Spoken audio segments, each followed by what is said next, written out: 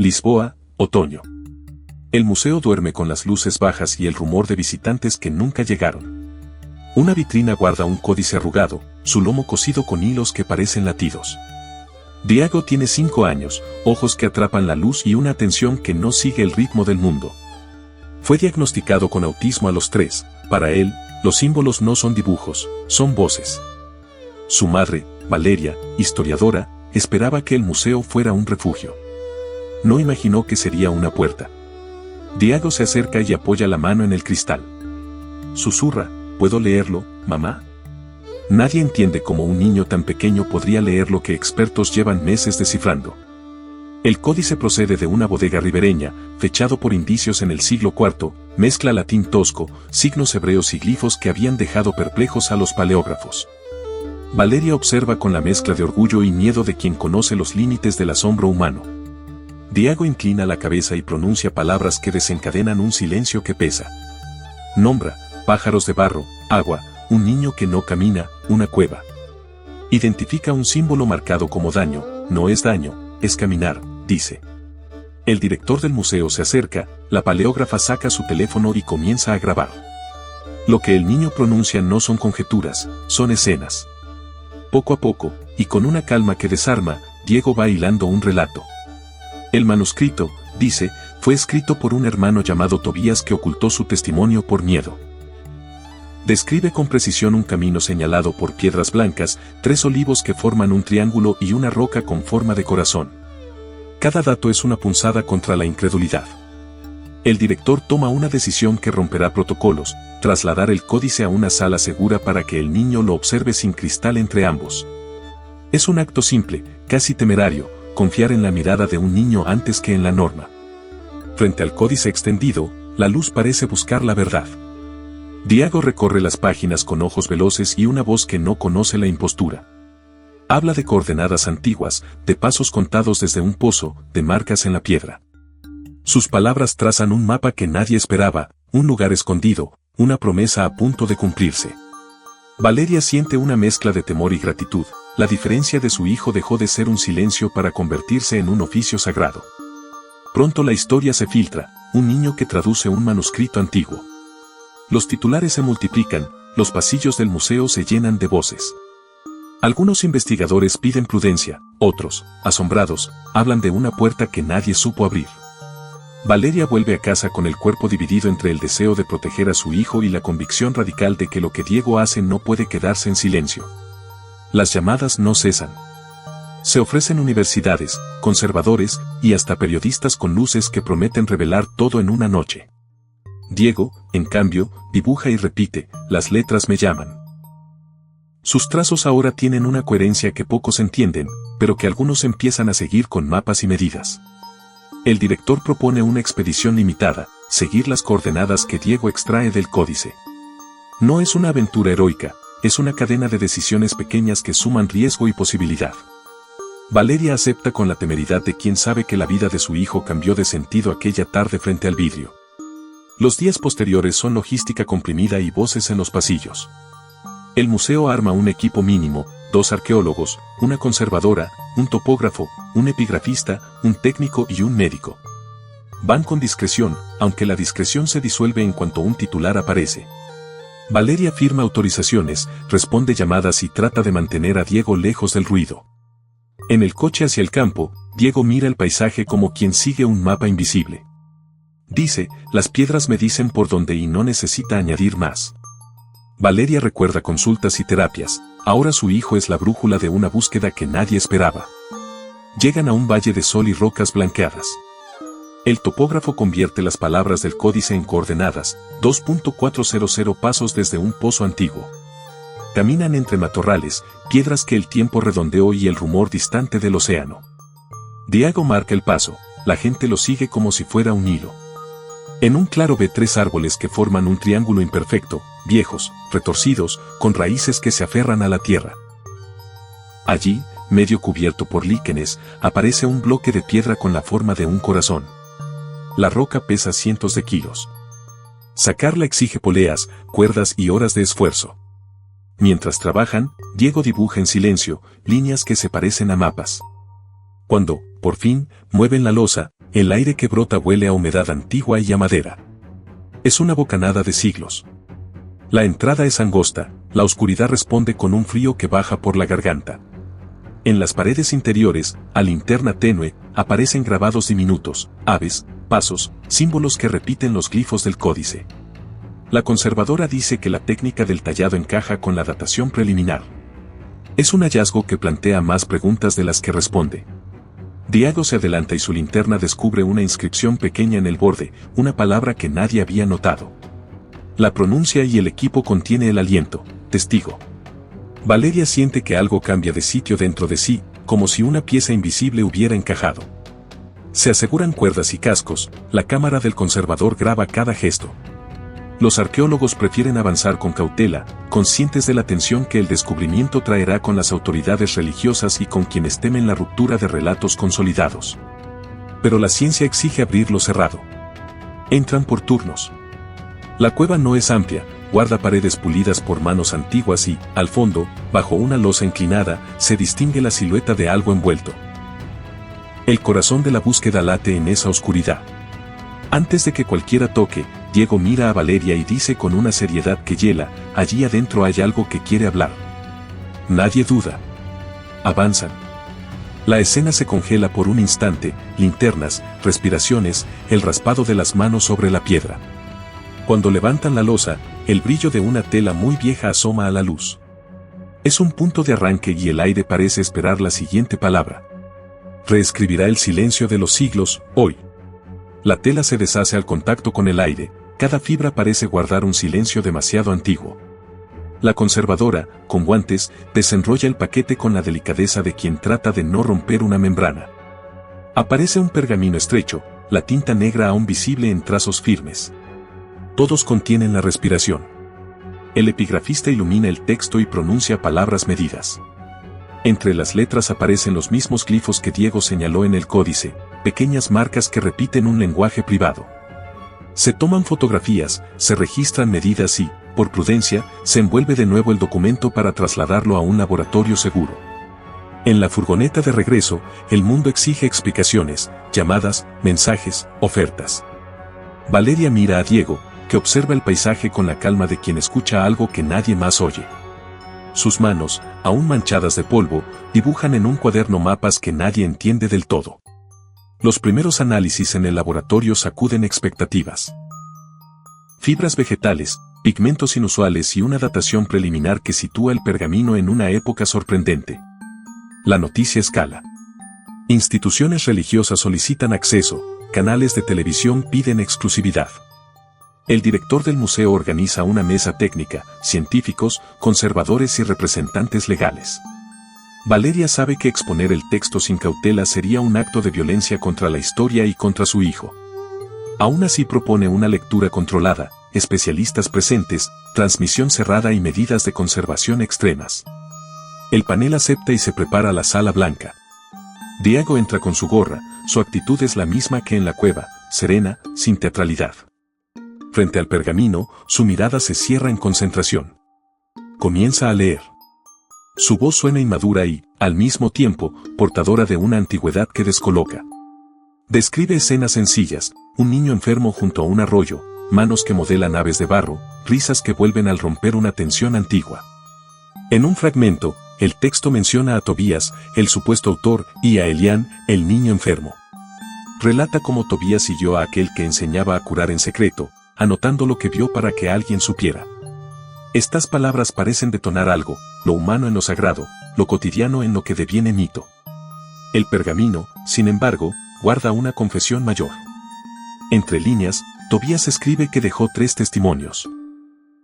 Uno aquí, otro bajo las aguas donde se mostraron prodigios y el tercero en un lugar de final. Solo quien pudiera leer sin haber sido enseñado averiguaría la totalidad del relato.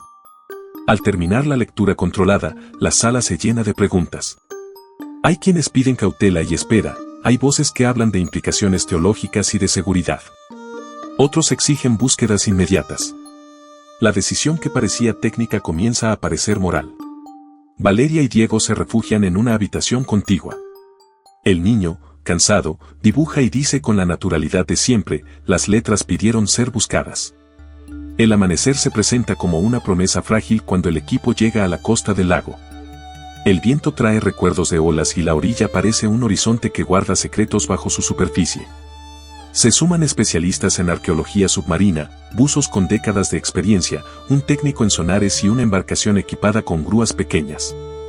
La logística es exacta, el objetivo, difuso hasta que Diego señala con su dedo un punto en la orilla. Nadie sabe si la intuición de un niño puede vencer a la vastedad de un lago, pero la mañana favorece a quienes creen. Se marcan las coordenadas y se realizan inmersiones de reconocimiento. Las primeras jornadas son tediosas, visibilidad pobre, sedimento que se levanta como polvo antiguo, restos de redes y piedra que confunden los hallazgos. La prensa permanece en la playa, telescopios y cámaras fijas apuntando a cada movimiento. Diego pasa las horas sentado en la proa, los pies colgando, dibujando mientras mira el agua. De vez en cuando se levanta y se acerca al borde, como si siguiera un hilo que solo él percibe. Valeria lo observa con la mezcla de orgullo y angustia que ya le resulta familiar. El mundo llama, pero su hijo está en el ojo del torbellino. A la cuarta inmersión, los ecos del sonar devuelven una señal clara, una estructura compacta, enterrada bajo capas de sedimento a unos 25 metros de profundidad. El equipo preparado desciende con cautela. Las imágenes submarinas muestran contornos angulosos, nada natural, una caja tallada en piedra oscura, con inscripciones erosionadas pero presentes. El corazón se acelera en la embarcación. Sacar el objeto exige precisión. Se usa una jaula especial para elevarlo, mientras los buzos remueven con delicadeza el sedimento alrededor. Al emerger, la pieza parece pequeña y prodigiosa, una caja de basalto sellada con resina endurecida, cubierta por algas y tiempo. Los símbolos tallados recuerdan los glifos del códice y la cueva. Diego, aún húmedo de la brisa del lago, se acerca con paso inseguro y la mira como si reconociera a alguien. En el laboratorio improvisado, la caja es sometida a pruebas y se rompe el sello con medidas controladas. Dentro aparece un rollo envuelto en seda oscura y un objeto tallado en madera con formas de ave. La madera, a pesar de los siglos, muestra la suavidad de un objeto trabajado a mano. Diego coge el pájaro entre sus dedos y su rostro cambia, los párpados se tensan y, por un instante, parece atravesado por una visión. «Puedo verlo», susurra, y las palabras que luego salen parecen pertenecer a otro tiempo. Relata una noche junto al agua, una figura que talla piezas pequeñas para calmar a un niño enfermo, manos que trabajan como quien reza. Describe aromas de mirra y fuego, una conversación en voz baja sobre miedo y destino. El equipo escucha en un silencio que raya lo sagrado. El rollo, cuando finalmente se desenrolla con cuidado, contiene pasajes que amplían la primera lectura. No son contrarios a la fe, sino incómodamente íntimos, relatos de una enseñanza que hablaba de igualdad radical, de compasión como política y de la idea de que la divinidad se manifiesta en actos cotidianos. Pero hay algo más, una sección donde el autor sugiere que estos textos fueron diseminados a propósito, escondidos en lugares que exigieran un tipo de mirada distinta para ser encontrados. La reacción pública se intensifica. Hay quien celebra la confirmación y quien clama fraude. En los cafés y en las cámaras de televisión se discuten consecuencias, reinterpretaciones, crisis doctrinales, demandas legales por custodias. Entre la euforia y la hostilidad, Valeria procura un refugio para Diego. Sabe que cada exposición deja cicatrices, pero también entiende que la verdad, una vez nombrada, busca su camino. Diego, tras sostener el pájaro, queda callado y por primera vez dibuja sin mirar, su mano parece trazar recuerdos que no le pertenecen por entero. En sus líneas se reconoce un mapa más íntimo, una referencia a un tercer testimonio, una última pieza que, según las palabras del rollo, estaba pensada para cerrar una historia de amor y sacrificio con una verdad que nadie hubiera imaginado. La expedición se transforma en una carrera con múltiples frentes, equipos científicos que exigen protocolos, líderes religiosos que piden custodia, curiosos que intentan acercarse. Pero en el centro de todo está un niño que escucha palabras silenciosas y una madre que debe decidir hasta dónde permitir que el mundo toque a su hijo.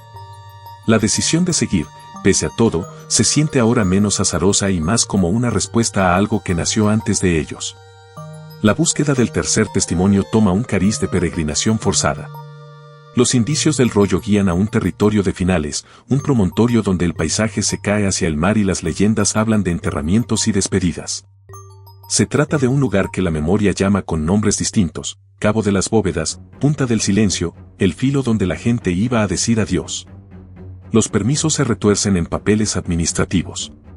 Autoridades civiles y religiosas negocian custodias. Algunos ofrecen protección, otros, prisiones disfrazadas. Valeria escucha ofertas y amenazas en el mismo tono. Prefiere confiar en un pequeño equipo fiel. El epigrafista, la conservadora, un buzo, y un viejo amigo de la madre que era guía de montaña, son quienes la acompañan cuando, al amanecer, parten hacia el promontorio con Diego a su lado. El trayecto hasta el filo es de piedra y viento. Caminan por senderos que se parecen a los cauces de antiguos ríos. A su paso, el rumor de la ciudad se aleja y queda una luz clara donde la roca se desprende. En las rocas hay cruces vetustas y marcas de procesiones antiguas, testigos de despedidas que no son solo personales sino colectivas. Diego camina con una intención que no necesita explicarse. Señala grietas en la piedra, recita números que coinciden con marcas en las estelas, su voz se vuelve un metrónomo que organiza los pasos del grupo. Al llegar a un resalte, el guía observa una inscripción que, con el viento, parece silbar, un nombre reducido a una abreviatura, y en su base, un hueco que otra vez sugiere un depósito deliberado. Excavan con cuidado. La roca ofrece resistencia y, al cabo de horas, aparece una cavidad cubierta por una lápida muy lisa. Bajo la losa, envuelto en telas y con un pequeño cofre, hallan un conjunto más oscuro, el tercer testimonio. El aire que sale tiene la densidad de una despedida, perfumes viejos, cenizas que fueron memoria. Cuando levantan la tapa del cofre, encuentran objetos, un manuscrito atado, una tablilla, y una pequeña placa metálica con una inscripción que nadie sabe leer de inmediato. El manuscrito es más extenso. Las letras, manos temblorosas dibujan líneas que hablan de finales, de actos que concluyen historias con un gesto de rendición y, sin embargo, de una promesa que sobrevive al cierre. Diego no lee en voz alta al principio. Cierra los ojos y deja que el peso del lugar y del objeto llegue a su cuerpo. Luego, poco a poco, su voz se abre y cuenta un relato que, más que revelar datos, confiesa intenciones, como quienes enseñaban eligieron depositar piezas del relato en manos del tiempo, para que solo la humanidad capaz de escuchar sin pretextos encontrara la palabra. La placa metálica, tras un análisis detenido, ofrece una dedicatoria breve, a quienes saben dejar ir. Esas palabras resuenan con el tema del manuscrito, el final como acto de liberación, no de derrota. Hay fragmentos donde se cuentan despedidas que parecen pequeñas liturgias de humanidad. La noticia del tercer testimonio se esparce como sal sobre la piel, pica, deja marcas y despierta la sed de todos. En las plazas, en los programas de debate y en las columnas de opinión se repite una pregunta vieja con nueva urgencia: ¿qué hacemos con lo que la historia nos devuelve cuando no encaja en las narrativas que nos sostienen? Valeria, exhausta, se encuentra ahora en el centro de ese huracán. No quiere fama, quiere cuidado. Pero la fama tiene sus brazos largos. Llegan cartas formales, peticiones de custodia, amenazas veladas disfrazadas de solicitudes de tutela, una demanda presentada por una congregación que afirma derechos históricos sobre los objetos. Organizaciones de derechos culturales piden que todo se digitalice y se ponga a disposición del público. Los conservadores, agotados por semanas de trabajo de laboratorio, exigen decisiones técnicas. La política aparece con su cálculo frío, hay votos en juego, patrimonios que asegurar y discursos que capitalizar. En medio del caos, la comunidad científica propone una alternativa, una comisión internacional que supervise la conservación y la interpretación. Valeria escucha y valora la idea, pero su instinto de madre le susurra cautela. No quiere que Diego se convierta en un argumento de mesa para otros.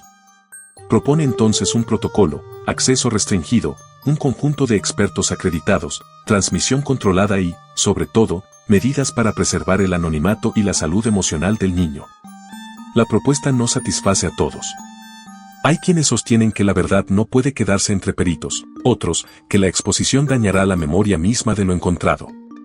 Mientras los debates ocurren, aparecen filtraciones, imágenes borrosas del manuscrito publicadas por un informante anónimo, un fragmento del rollo circula como meme, teóricos conspiranoicos fabrican teorías que son consumidas con voracidad. Valeria toma una decisión práctica. Permitir lecturas cerradas para expertos y, simultáneamente, encargar traducciones críticas que se publiquen en revistas académicas con revisiones por pares. Con esa decisión, espera equilibrar la responsabilidad pública con la protección del niño. El anuncio tranquiliza a algunos y enfurece a otros. En lo íntimo, Diego no es consciente del todo de la maquinaria que gira a su alrededor, pero siente el pulso de una tensión que lo atraviesa. Hay noches en que su sueño es agitado por voces que no entiende, en el día, sus dibujos se vuelven más densos, con trazos que parecen mapas de emociones. Valeria observa esos cambios con atención, suma horas de terapia, controla el acceso a su correo, pide a los amigos que vigilen las redes. No todo es resistencia. Desde comunidades pequeñas llegan mensajes de gratitud y sorpresa, relatos de gente que ha redescubierto valores olvidados y ha comenzado a organizar encuentros para discutir las implicaciones éticas del hallazgo. Un grupo de maestros propone usar fragmentos seleccionados para enseñar compasión en escuelas. El simposio arranca en la Sala Blanca con la formalidad de un funeral y la tensión de un campo de batalla. Académicos exponen protocolos, religiosos recuerdan relatos, periodistas examinan cada gesto. Diego, sentado junto a Valeria, observa las mesas como si memorizara rostros. La primera intervención intenta separar la historia de la fe, un historiador habla de contexto, de cadenas textuales, de posibilidades de interpolación, un conservador detalla el proceso de restauración y un teólogo pide que la búsqueda no se convierta en una venganza contra la devoción de millones.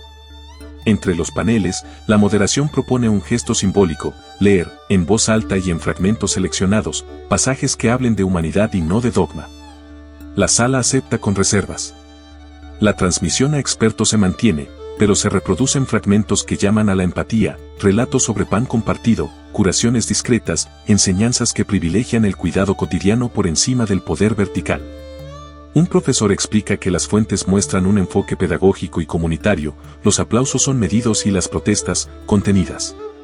En la pausa, Valeria es abordada por una mujer mayor que reconoce en los pasajes las historias que su abuela le contó, le estrecha la mano con fuerza y le agradece. Ese encuentro le recuerda a Valeria por qué insiste en la divulgación responsable, los textos no son meros objetos, sino espejos donde la gente puede verse. Por la tarde, un panel de artistas propone una exposición que dialogue con los textos sin reproducirlos literalmente, esculturas que aluden a las formas de las piezas, música inspirada en los ritmos orales descritos en los manuscritos y espacios de escucha. La idea encuentra respaldo en una coalición inesperada, académicos, artistas y representantes comunitarios firman un manifiesto que aboga por la custodia compartida y la educación como vías para procesar el hallazgo. Es un triunfo parcial que calma algunos ánimos, pero no a todos. Esa misma noche aparece un reportaje que cambia el tono del debate, su titular sugiere que un documento clave podría obligar a revisar prácticas institucionales actuales. La frase se replica en redes con furia, figuras conservadoras hablan de herejía y se suceden llamadas a proteger la fe. Valeria recibe amenazas anónimas por teléfono y mensajes. Un hombre intenta comprar la custodia con promesas que rozan la intimidación, otro exige que los textos pasen a custodiarse bajo una entidad religiosa. La presión política se intensifica, representantes públicos consideran proyectos de ley para declarar los hallazgos patrimonio nacional y restringir su acceso. En medio de esa presión, el equipo científico publica una nota técnica que confirma las dataciones preliminares y pide moderación en las afirmaciones públicas. Es un intento de enfriar los debates, pero no logra frenar la marea de opiniones. Para proteger a Diego, Valeria reduce las apariciones públicas y convoca a un abogado que la asesore sobre custodias y derechos del menor. El museo refuerza la seguridad, cámaras nuevas, custodia nocturna y protocolos de acceso. Se establecen días y horarios para investigadores acreditados y se limita el número de personas que pueden estar a la vez en contacto directo con los objetos. Aún así, la presencia de vigilancia y la necesidad de entrevistas puntuales carcomen la normalidad familiar. Años de silencios y terapias que habían sido privados quedan expuestos a interpretaciones públicas, la familia siente sobre sí la posibilidad de ser leída, reducida o instrumentalizada. En medio de la batalla por la custodia y la narrativa, surgen también gestos inesperados de generosidad. Comunidades rurales organizan lecturas públicas de los pasajes adaptados para niños. Maestros piden fragmentos para trabajar la empatía en clase. Artistas y terapeutas diseñan talleres para que quienes han sido afectados por la crisis vean en los textos una herramienta de cuidado y no de ruptura. Valeria comprende que su obligación no solo es proteger los objetos, sino preservar el sentido humano que encierran. Por eso insiste en protocolos que prioricen la salud emocional de Diego y la participación de la comunidad en la interpretación y el uso educativo de los manuscritos. La tensión legal y mediática se intensifica durante semanas. Audiencias, informes periciales, solicitudes de amparo y ruedas de prensa marcan el calendario. cada decisión se debate en público y cada gesto se interpreta como señal de intenciones. La Comisión Internacional articula un protocolo riguroso, comités de conservación, auditorías independientes, calendarios de acceso y un sistema de custodias compartidas entre instituciones locales e internacionales. La medida calma parte del ruido institucional, pero no convence a quienes reclaman acceso inmediato ni a quienes ven en los textos una amenaza para creencias centenarias. Mientras tanto, la vida privada de Valeria se fragmenta en turnos de abogados, llamadas de prensa y noches en vela.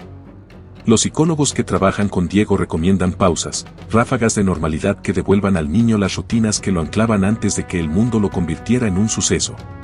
Valeria obedece, jardín, tardes sin pantallas, visitas al mar. En esos pequeños refugios brota la resistencia más pura, conversaciones sencillas sobre conchas, el dibujo de un pájaro, la risa contenida mientras se comen helados.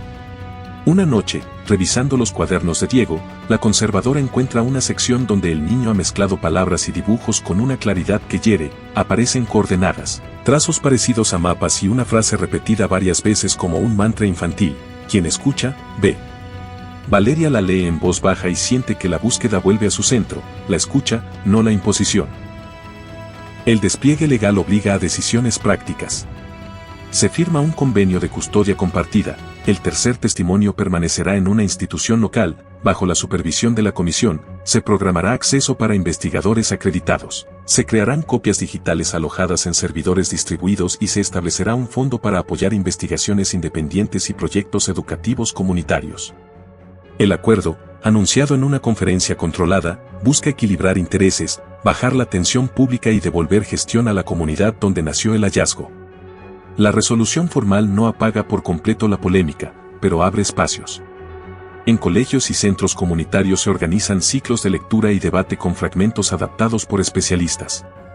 La propuesta de Valeria, usar los textos para enseñar compasión, toma forma en programas piloto, maestros que trabajan historias sobre el cuidado, artistas que transforman fragmentos en piezas sensoriales y voluntarios que facilitan encuentros intergeneracionales.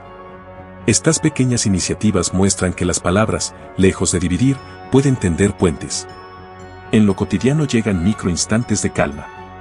En una mañana en que Diego acompaña a la conservadora al laboratorio para ayudar a ordenar materiales, la mujer le muestra las cajas donde duermen las copias digitales. Diego posa la mano sobre una pantalla apagada y murmura, con una sencillez que conmueve: las historias no son para pelear, son para reconocer. Nadie sabe de dónde nace esa frase, pero su efecto es inmediato, las miradas cambian y hay menos prisa por ganar y más curiosidad por entender. Poco a poco, la percepción pública se vuelve menos binaria. Surgen debates matizados sobre memoria, autoridad y patrimonio. Aparecen documentales que combinan testimonios de comunidades locales con análisis académicos y exposiciones temporales que privilegian formatos participativos.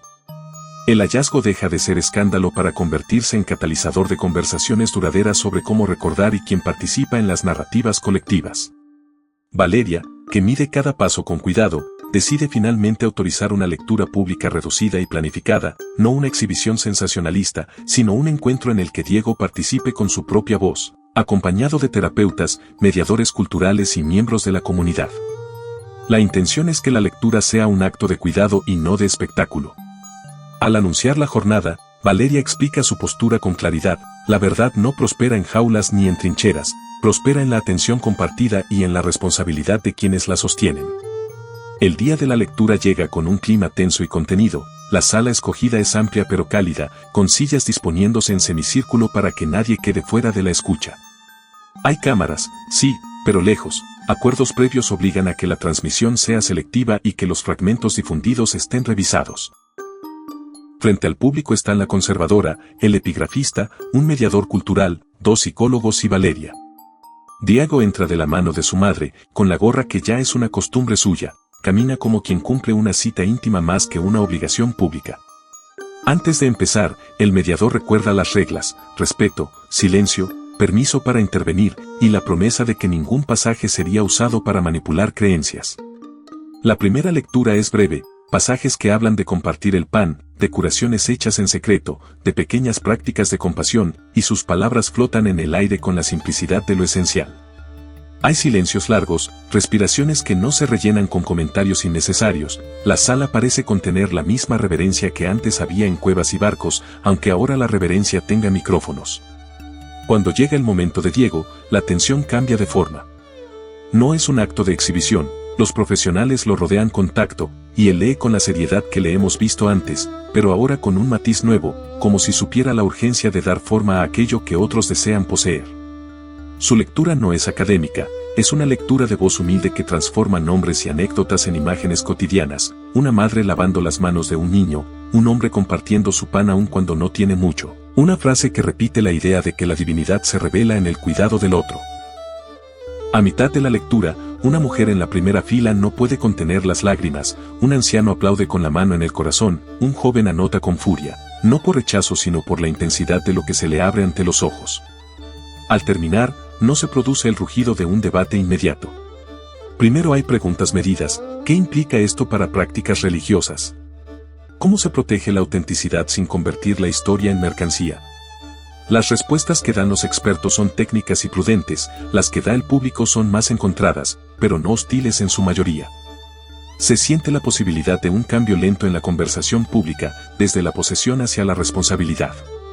Esa tarde pasan semanas encapsuladas en microacciones, cursos en escuelas, talleres en parroquias que antes se hubieran cerrado a cualquier lectura diferente, encuentros donde jóvenes y ancianos comentan pasajes adaptados, artistas que transforman una línea en una canción comunitaria. Hay también resistencia organizada, demandas que buscan limitar el acceso, campañas en redes que intentan desacreditar a los expertos. Pero la polarización no logra ahogar el trabajo cotidiano de quienes prefieren construir. En lo privado, Valeria aprende a soltar. Delega responsabilidades, confía en los protocolos que contribuyó a diseñar y, poco a poco, recupera pequeños márgenes de normalidad, tardes en las que no revisa el teléfono, desayunos largos, juegos con Diego sin llamadas interrumpiendo. Diego, con el tiempo, vuelve a dibujar no mapas sino escenas, personas compartiendo, manos tendidas, una mesa larga. Los psicólogos celebran avances, duerme mejor, sus reacciones frente a las cámaras son menos intensas y recupera la curiosidad por cosas pequeñas. La resonancia del hallazgo se extiende más allá de la región. Investigadores de otras latitudes piden acceso controlado para reproducir estudios, comunidades piden ayuda para montar programas educativos, y un pequeño movimiento internacional adopta los pasajes como disparador para proyectos de cuidado comunitario. La discusión deja de ser solo sobre autenticidad para avanzar hacia cómo las historias pueden transformar prácticas sociales. Sin embargo, la historia no termina con una sola lectura ni con acuerdos firmados. Lo que empieza ahora es un trabajo largo, la traducción responsable, la enseñanza en escuelas, la vigilancia contra el tráfico de patrimonio, y la construcción de espacios donde la memoria se haga compartida. Valeria lo comprende y siente, con una mezcla de alivio y vértigo, que su papel consiste ya menos en custodiar objetos y más en cuidar cómo las palabras halladas se convierten en gestos vividos. Diego, sentado a su lado, dibuja una mesa donde caben muchas manos. Cuando ella lo mira, él apenas levanta la vista y dice, como si nombrara un mandato sencillo, que seamos buenos. Las semanas que siguen marcan un pulso sostenido. Los proyectos pilotos se institucionalizan y las iniciativas que nacieron de la emergencia comienzan a enraizarse. El material didáctico adaptado circula en escuelas de la región, centros culturales organizan ciclos de escucha, y la coalición que impulsó la custodia compartida empieza a financiar iniciativas locales de memoria y cuidado. La lectura inicial ya no es un acto aislado sino el comienzo de un proceso, traducciones revisadas, talleres de formación para maestros y mediadores, convenios con bibliotecas para que fragmentos seleccionados estén disponibles en formatos accesibles y proyectos comunitarios que integran las enseñanzas en prácticas cotidianas. Las tensiones no desaparecen, grupos conservadores presentan demandas para restringir el uso público de ciertos pasajes, políticos intentan capitalizar la narrativa, y empresas proponen exhibiciones comerciales con réplicas. Frente a eso, la red ciudadana que emergió alrededor del hallazgo responde con alternativas, la creación de custodias comunitarias, normas claras de uso y una agenda de transparencia que evita la privatización de la memoria. Mientras la burocracia traza procesos, surgen historias pequeñas que no aparecen en los informes oficiales pero que, acaso, son las más decisivas. En un pueblo costero una abuela transmite la historia del hombre que repartía pan, en una escuela los chicos deciden compartir la merienda. En una cárcel, un proyecto usa fragmentos adaptados para promover diálogos sobre responsabilidad y reparación. Valeria sigue vigilante pero muestra menos agotamiento. Ha delegado la interlocución mediática y dedica horas a diseñar, junto con mediadores culturales y psicólogos, un programa de acompañamiento para los niños vinculados a la exposición. El protocolo establece límites explícitos, horarios, espacios seguros, consentimiento informado continuo y la posibilidad de retirada. Es una red de sostén que la comunidad reconoce y respeta. Diego crece dentro de esa trama con mezcla de protección y cicatriz. Aprende a poner palabra a sus emociones, ya no es solo quien repite pasajes, sino un chico que ofrece interpretaciones propias, subraya el cuidado como política, ve en el compartir una forma de resistencia y transforma sus mapas en escenas de ayuda mutua. Durante una jornada intergeneracional, toma la palabra y dice, las historias no vienen a decir quién tiene razón, vienen a que nos encontremos. La frase circula en redes con serenidad y muchos la evocan como un recordatorio necesario. Las amenazas, sin embargo, mutan, aparecen intentos de lucrar con réplicas mal hechas, un coleccionista ofrece sumas para exclusividades digitales, y algunos intermediarios tratan de vender accesos. El equipo responde con medidas legales y estrategias de transparencia. Difusión de las rutas legítimas de acceso, marcas de agua en imágenes de baja resolución y contratos que prohíben usos comerciales indebidos.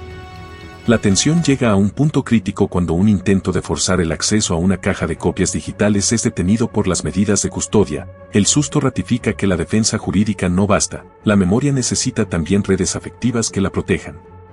De ese convencimiento nace la caja de escucha, una réplica pedagógica móvil que viaja por pueblos y escuelas con mediadores cuyo objetivo es la conversación, no la exhibición. La caja contiene copias didácticas y materiales para facilitar encuentros. En cada municipio, vecinos, docentes y líderes religiosos se reúnen para contar, escuchar y pensar prácticas de cuidado. La iniciativa abre canales, en ciudades convoca mesas de diálogo sobre patrimonio, en barrios impulsa huertos comunitarios inspirados en las parábolas del pan compartido, en contextos de encierro fomenta círculos restaurativos. No apacigua a todos, pero transforma la tensión en práctica colectiva.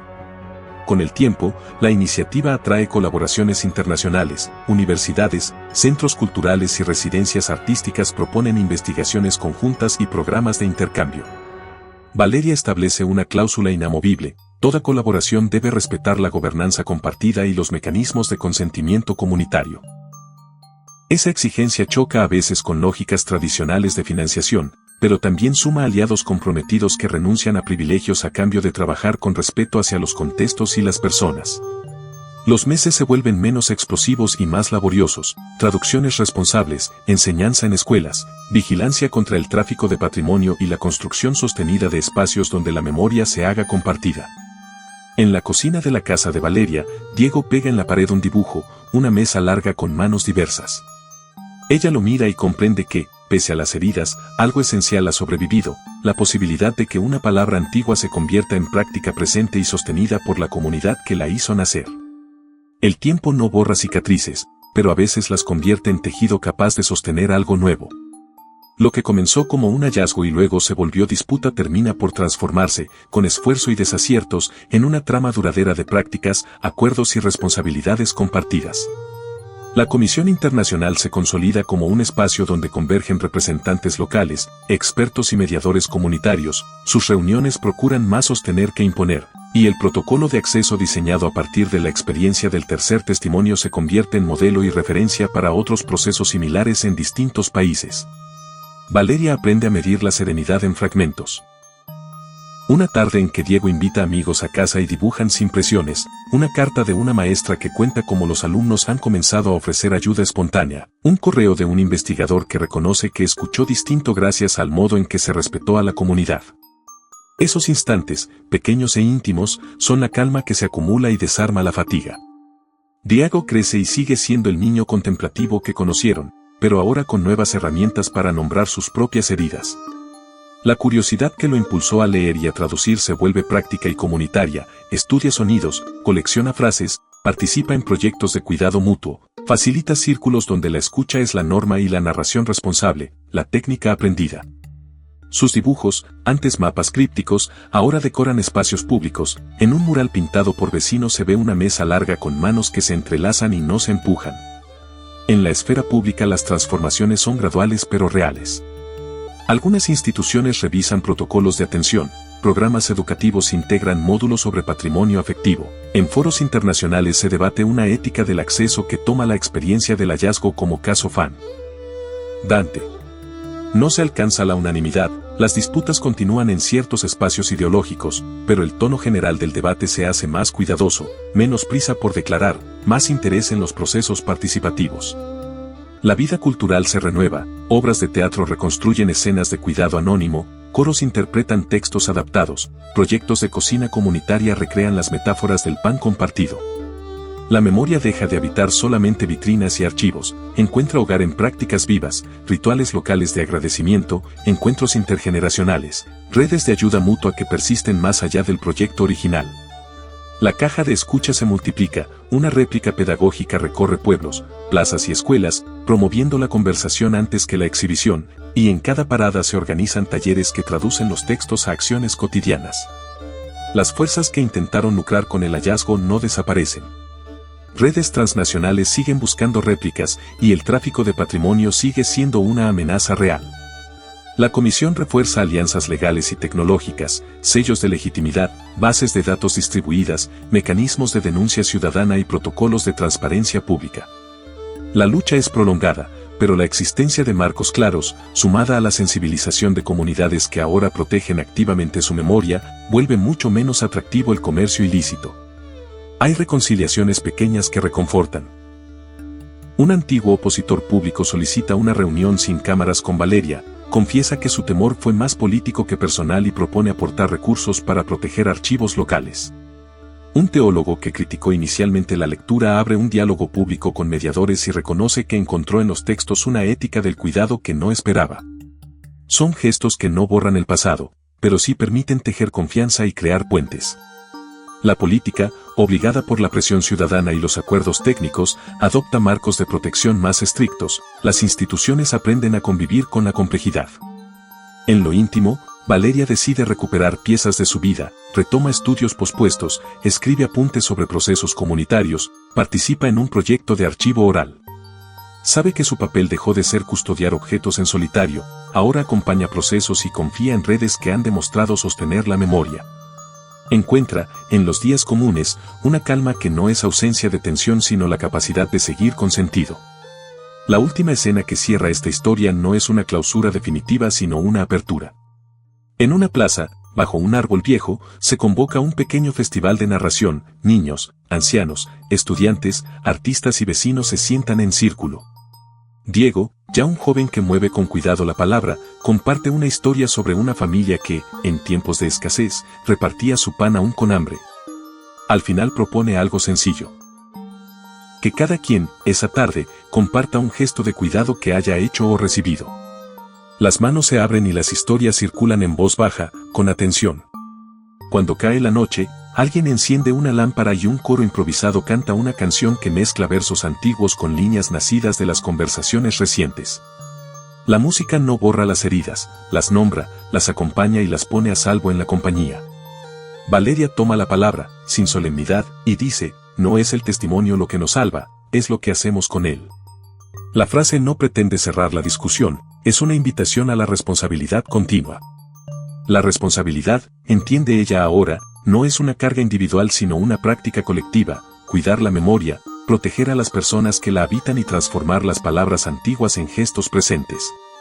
El relato termina así, con una mesa donde caben muchas manos, con trabajos inacabados y con gente que decide sostenerse. No hay un milagro final que resuelva todo, hay, en cambio, una voluntad compartida de seguir cuidando. Y en esa voluntad reside, quizás, la única forma posible de honor, traducir el pasado en acciones que sostengan el futuro.